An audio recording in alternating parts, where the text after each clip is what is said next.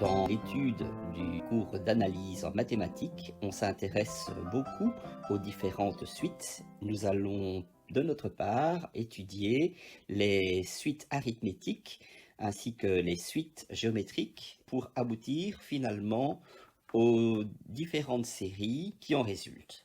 Alors, qu'est-ce qu'on appelle une suite? Eh bien, c'est tout simplement une succession de nombres que l'on note U1, U2, U3, etc., etc. Il faut bien s'arrêter un jour, UN, ou alors pas. On peut très bien disposer d'une suite infinie, c'est tout à fait possible. Et pour qu'elle soit arithmétique, il faut que la différence entre chacun des nombres soit toujours la même. On a alors à ce moment-là un nombre qui vient se placer entre chacun des nombres, et ce nombre, c'est ce qu'on appelle la raison.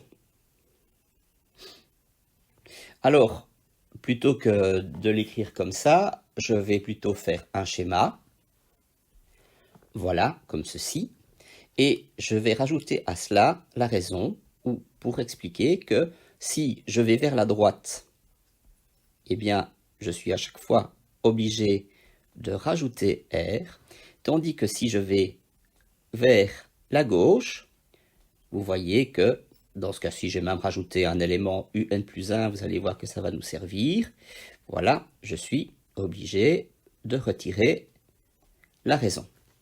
Donc, on va dire qu'on part d'abord d'une valeur U1. Pour obtenir la valeur U2, eh bien, c'est U1 plus R. Et l'idée, c'est de pouvoir définir toute la série des autres nombres uniquement à partir de U1 et de R. Donc, puisque je sais que U3, c'est U2 plus R, ça va me donc donner U1 plus R, auquel je rajoute encore un R, donc il va y en avoir deux. Si je passe au numéro 4, ça me donne U3 plus R. Or, U3, c'est U1 plus 2R auquel je rajoute un R. Donc, ça fait 3, etc., etc. Ce qui fait que je constate que quand j'arrive à UN, je ne peux obtenir que comme résultat UN moins 1, c'est-à-dire l'élément précédent, plus R, c'est-à-dire U1 plus. Alors, plus quoi? Ben, il suffit tout simplement que j'examine les nombres que j'ai devant R. Ici, j'ai 2, alors que ici, j'ai 3. Ici, j'ai 3, alors ici, j'ai 4. Donc finalement, je sais que le nombre qui est devant R, c'est le numéro qui est devant la série. Donc, ça me fait n-1 fois R. Et alors, l'autre manière de pouvoir indiquer exactement la même chose, c'est en prenant l'élément suivant, c'est-à-dire que si je prends U, dont le numéro d'indice c'est n plus 1, eh bien c'est donc U plus R, c'est-à-dire U1 plus n fois R. Que je peux alors à ce moment-là résumer par les deux relations suivantes. Voilà, en réalité, j'ai écrit 2 fois la même relation. Alors, je reprends le schéma que j'avais utilisé jusqu'à présent. J'ai bien fait en sorte que cette fois-ci, le dernier élément soit bien UN et pas UN plus 1. Et l'idée est la suivante, c'est je me dis, qu'est-ce qui se passe si je fais la somme donc du premier et du dernier? Il n'y a pas de grosse surprise, je vais le noter en bas, je vais obtenir U1 plus UN. C'est inévitable. Donc je vais avoir le premier élément moins le dernier élément. Supposons maintenant que je veux faire la somme de U2 et de UN-1.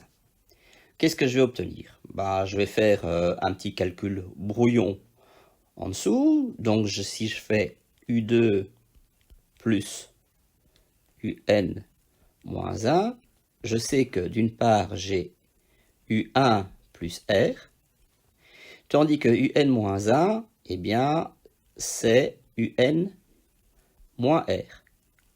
Donc si je surprime les 1, qu'est-ce que je vais obtenir comme surprise? J'obtiens de nouveau le même résultat. J'applique le même procédé aux deux suivants. Donc, à U2, j'ai rajouté R, donc je vais avoir U1 plus 2R pour ce qui concerne U3. Et pour ce qui est de UN-2, je vais en réalité avoir UN moins 2R, et voilà, c'est rebelote. À chaque fois, il y a les raisons qui vont disparaître, et j'obtiens, une fois de plus, U1 plus UN, et ainsi de suite. Donc finalement, je vais pouvoir arriver à une règle générale.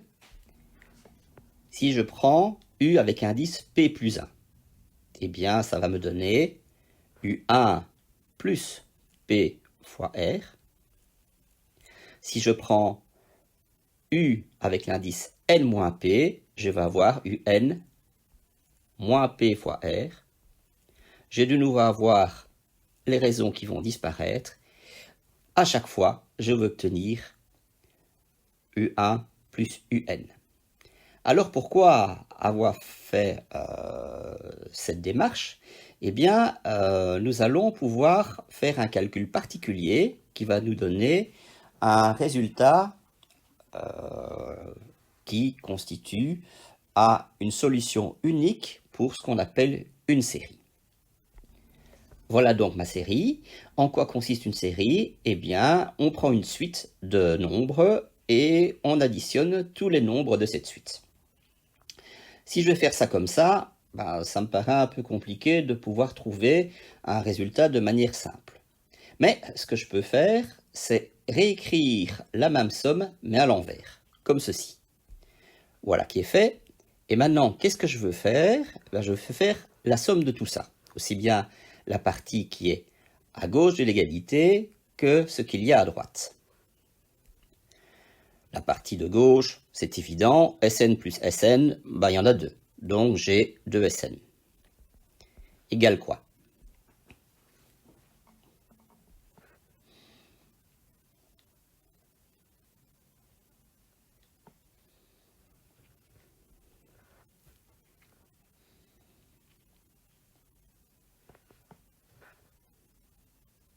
Je commence par les deux premiers membres.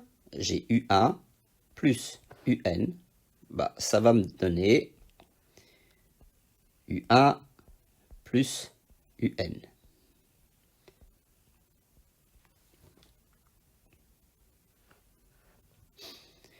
Je recommence et les nombres qui tombent ensuite, c'est U2 plus UN moins 1. Or, c'est un calcul qu'on a déjà fait. Ça donne aussi U1 plus UN.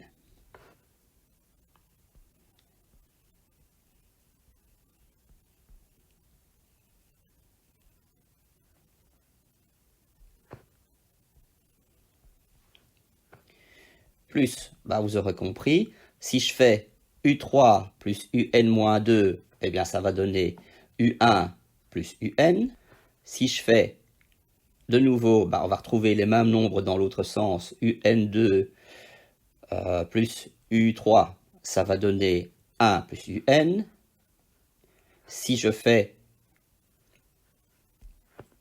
UN-1 plus U2, ça va également donner U1 plus UN. Et enfin, d'office, UN plus U1, ça fait U1 plus UN. Donc, on a toute une série de U1 plus UN. Comme ceci. Donc, j'ai que 2 Sn est égal à U1 plus UN. Et le U1 plus UN se répète combien de fois? Bah, si on regarde la première ligne, on voit que bon, qu'on a un 1 et qu'on a un n. Ici, ça veut dire que le 1 plus un va se répéter en réalité n fois. Voilà. Alors, j'ai le double de Sn. Si maintenant je veux connaître ce que vaut Sn au total, il me suffit de diviser par 2 à gauche et à droite. Donc, je vais diviser le n par 2. Donc, celui-là, évidemment, il disparaît. J'obtiens donc le résultat final qui me donne le résultat de la série. Et vous voyez que en connaissant la valeur initiale U1, en connaissant la valeur finale UN, et en connaissant le nombre de fois qu'il y ait un nombre, c'est-à-dire le nombre qu'il y a dans la suite, fatalement, bah, on connaît de manière indirecte la valeur de la raison, R, et du coup, on connaît alors à ce moment-là quelle est la valeur de cette série. Prenons un exemple des plus classiques. Supposons que on désire connaître la somme de 1 plus 2 plus 3 plus 4 plus on va aller par exemple jusqu'à 10. Voilà. Comment est-ce que je peux calculer ça? C'est clair que bon, que je peux très bien faire 1 plus 2 ça fait 3, plus 3 ça fait 6, plus 4 ça fait 10, etc. etc. C'est pas beaucoup, mais si maintenant au lieu d'avoir 10 à la fin j'ai 100 ou bien 2000, l'addition risque d'être assez longue. Alors qu'est-ce que je sais au niveau de cette somme? Si je regarde l'aspect de la suite, je sais déjà que bon, que le premier nombre c'est 1. Le dernier nombre, c'est 10 avec n qui vaut 10. R vaut 1, entre parenthèses, puisqu'on a rajouté à chaque fois. On n'en a pas besoin, puisqu'on a besoin que de U1, U10 et UN. Si je veux connaître le résultat de la somme que j'ai obtenue là, donc je vais avoir 10 divisé par 2,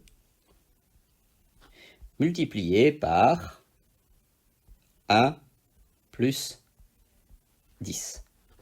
Si je fais le calcul, ça va me donner 5 fois 11, ça me donne 55. Voilà, vous pouvez très bien vérifier avec une calculatrice ou avec Excel. Si je fais la somme de 1 jusqu'à 10 de tous ces nombres-là, eh bien, je vais obtenir fatalement 55. Prenons un autre exemple. Supposons que vous voulez par exemple faire la somme de toute une série de nombres pairs, 2, 4, 6, 8, 10. On peut très bien s'arrêter là. Allez, j'en rajouter un encore. 12. Voilà.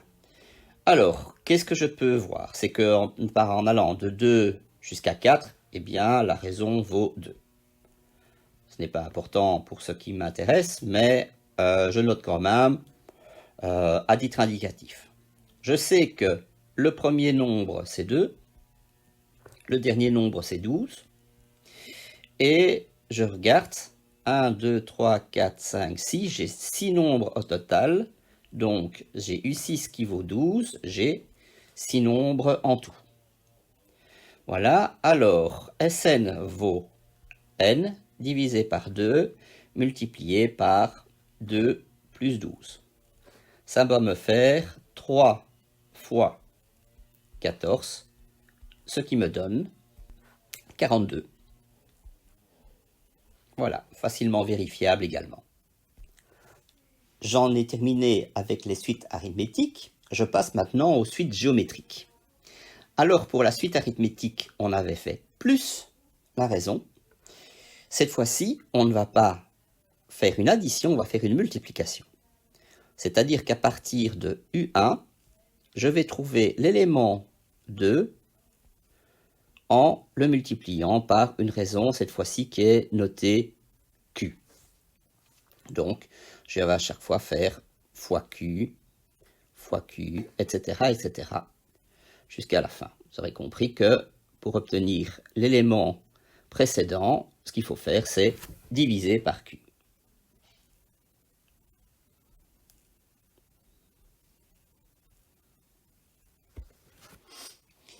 Bien.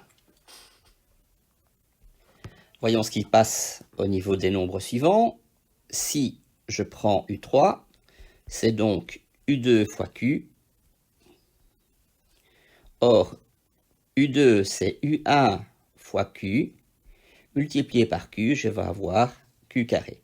Vous voyez déjà que, en ce qui concerne le numéro de l'indice et l'exposant, eh bien, on va avoir de nouveau le rapport avec le n, n-1, ou si vous préférez, n plus 1, n, c'est la même chose.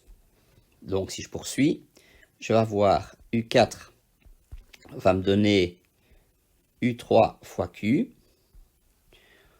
c'est-à-dire U1 fois Q exposant 3, etc., etc. Je vais donc avoir UN est égal à U1 fois Q exposant N-1, ou si vous préférez, UN plus 1 est égal à UN multiplié par Q exposant N. Ah, petite erreur que je vais rectifier. C'est bien U1 qui multiplie Qn. Et voilà. Rebelote, me voici en train de refaire le calcul de ma série. Donc, d'à nouveau, U1 plus U2 plus U3 plus jusqu'à plus UN. Or, je peux également écrire que Sn, c'est donc égal à U1 plus U2, mais U2, c'est U1 fois Q,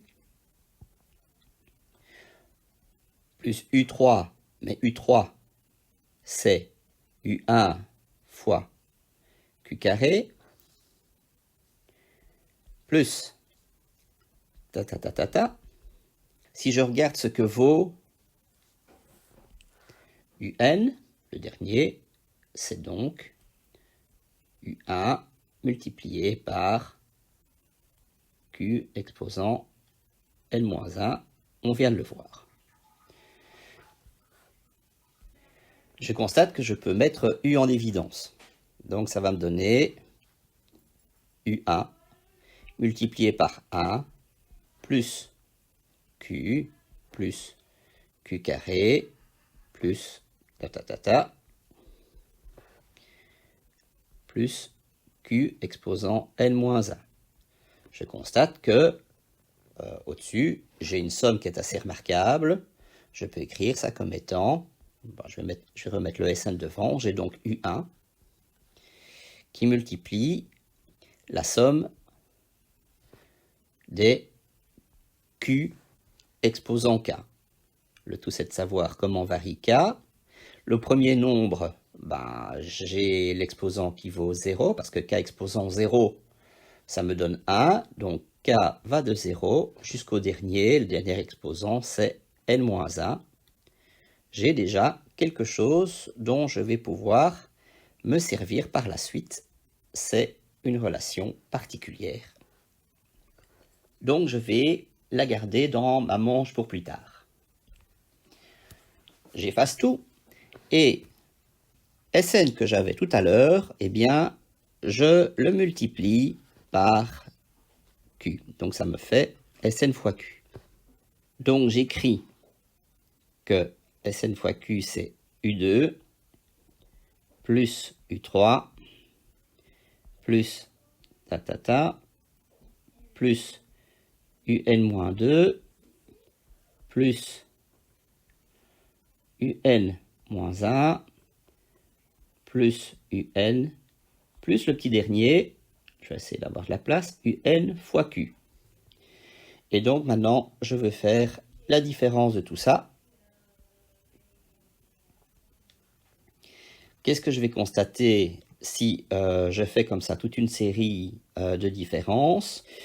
Alors, je vais garder le U1 au départ, mais ensuite, j'ai U2 moins U2, U3 moins U3, UN-2 fois N-2, et comme ça jusqu'à la fin.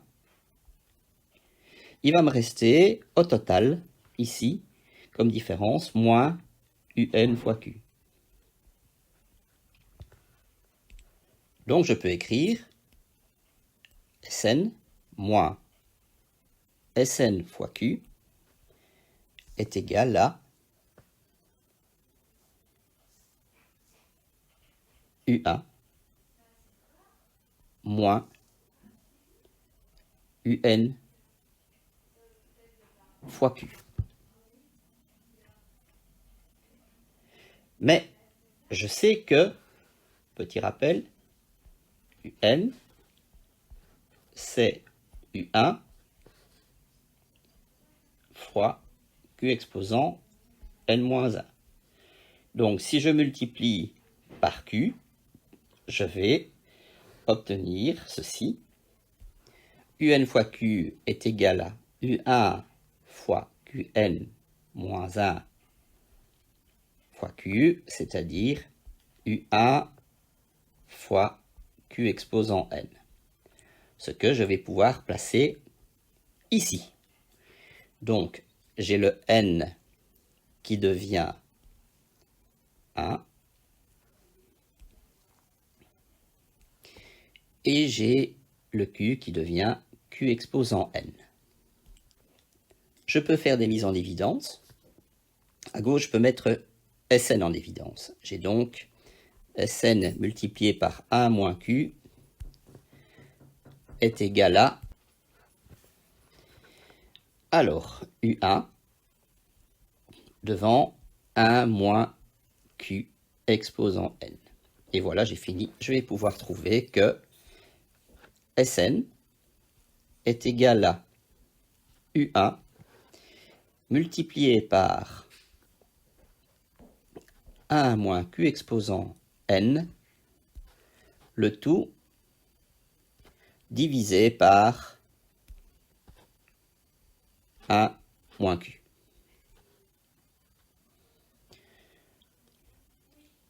Alors, petite remarque, vous pouvez vérifier très facilement que si je fais A plus B, le tout, pas plus, A moins B, sinon ça n'aura pas beaucoup de sens par rapport à ce que je vais vous montrer, divisé par C moins D, c'est la même chose que de faire B moins A, le tout divisé par D moins C.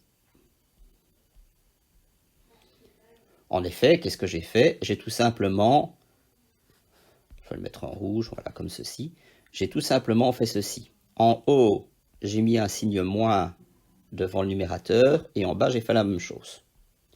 Résultat, fatalement, je ne peux obtenir que ça sans la moindre difficulté. Donc, je peux encore écrire que Sn, c'est égal à U1 multiplié par Q exposant N moins 1 divisé par Q moins 1. Alors, lequel choisir?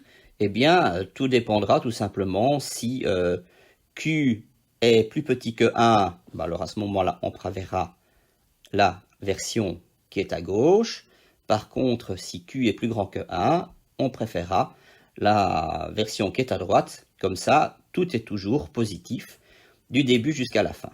Donc, il n'y a pas vraiment de règle. On peut utiliser aussi bien l'un que l'autre en ce qui concerne les maths générales.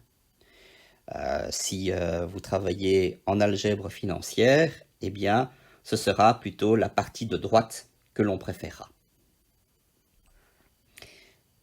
Bien, mais rappelons-nous que j'avais gardé une expression dans ma poche. L'expression, c'était celle-ci. Et je viens de découvrir que Sn est également égal à ceci. Alors, si je ne me préoccupe pas de Sn, j'obtiens cette relation-ci, et remarquez que, aussi bien à gauche qu'à droite, je peux me débarrasser des U1, je peux simplifier en divisant à gauche et à droite par U1. Eh bien, ce résultat, je vais pouvoir le garder en mémoire pour plus tard.